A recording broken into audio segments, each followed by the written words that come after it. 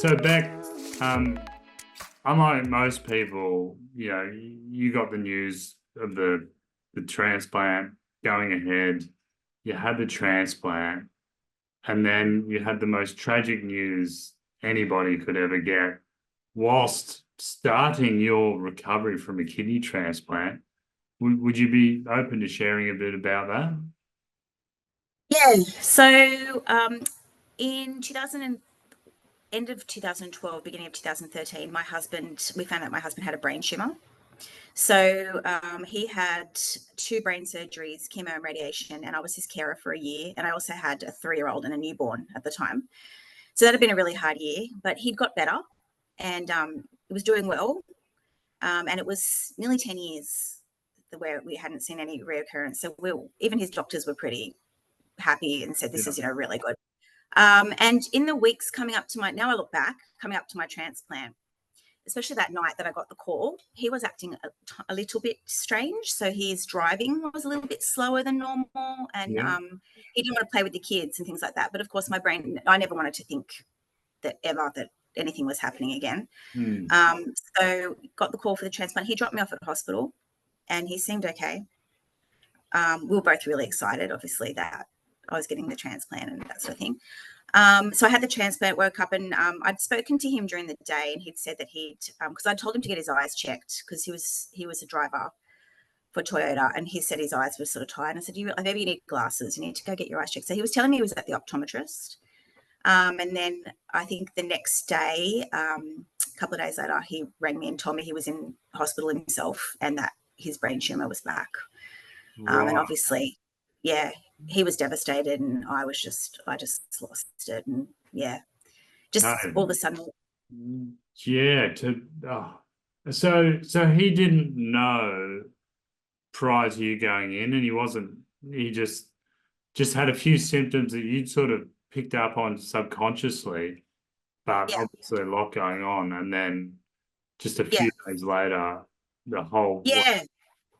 So basically, when I was in hospital, he planned with his work. He told them, as soon as Beck gets the call for the transplant, I'm off. I'm taking time off. And they said, yep, no worries.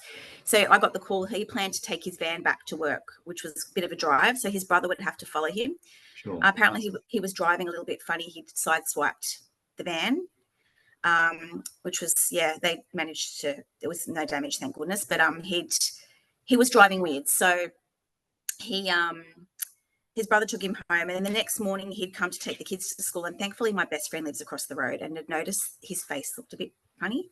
Yes. And she had a 7-seater, and she said to him, chuck the kids in the car, let's take the kids together. Thank God. So they dropped the kids off, and then she suggested to him that she takes him to St. George, which was his hospital. Yeah. And he was like, oh no, why would I? Just they know you there and they'll check you and everything will be fine. She managed to get him there, and then they did the MRI or CAT scan. I'm not sure which one they did, and found that it was back. And that's when he told me, that would have been. She didn't want him to tell me while I was in hospital, but obviously he wanted to tell me. So I was stuck in hospital. I couldn't do anything. No one really was allowed to visit. They gave me special permission for my mum to come for a little bit. Yeah. To see me, but I was on my own. In hospital with this news, and he was in hospital.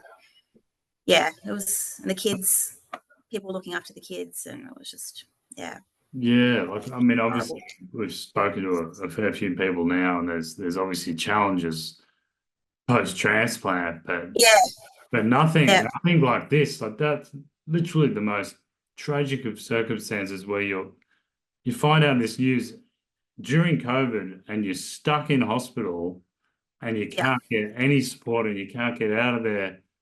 I don't know how that must have just felt like, the days must have felt like years.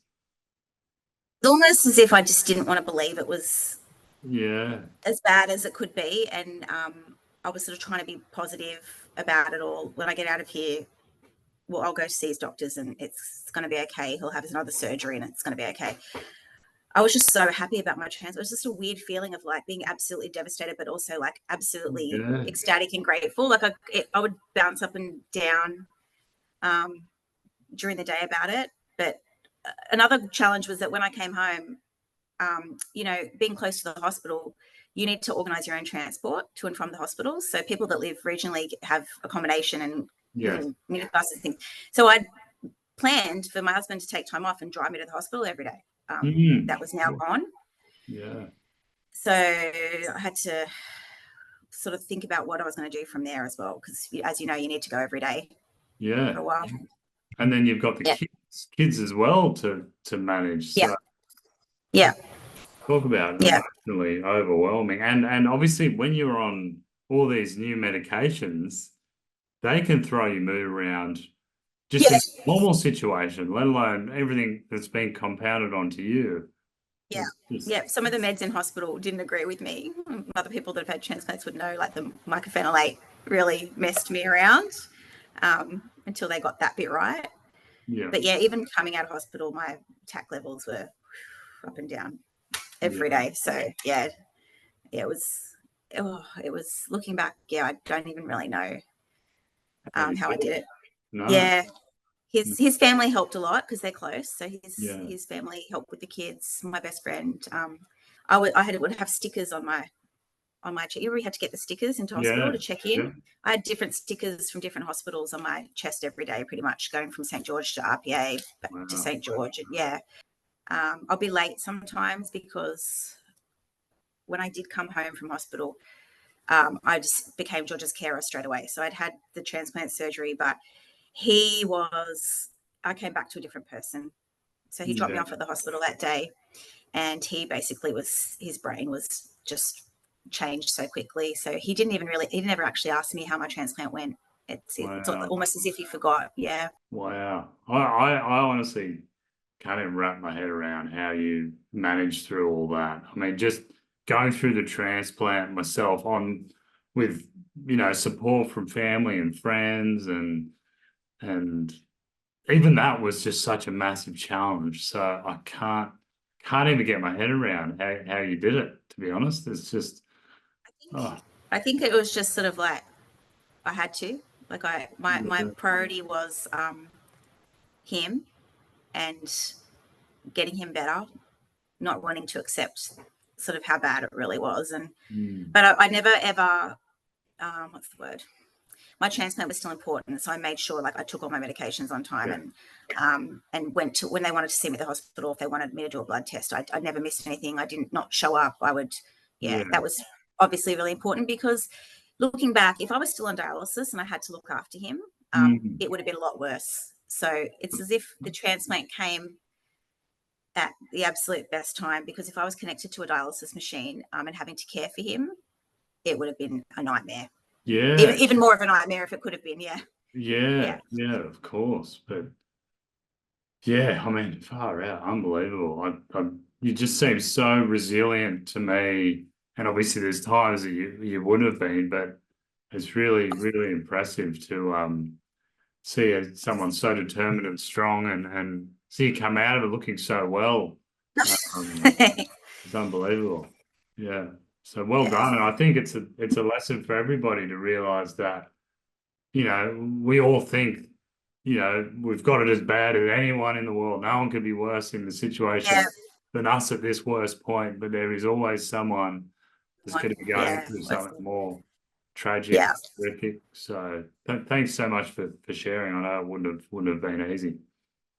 It's okay. I mean, hopefully there's never anybody that has, you know, such horrible news at the same time. But if anyone is a carer and has had a transplant, I know, you know, you put all your not effort, what's the word? You know, everything's on about the person you're caring for. But at the same time, you have to look after yourself so you can take care of this person, and you also owe that to your donor to take care of your new organ. And it's just so much to think about. But it all ties in together, I think. Definitely.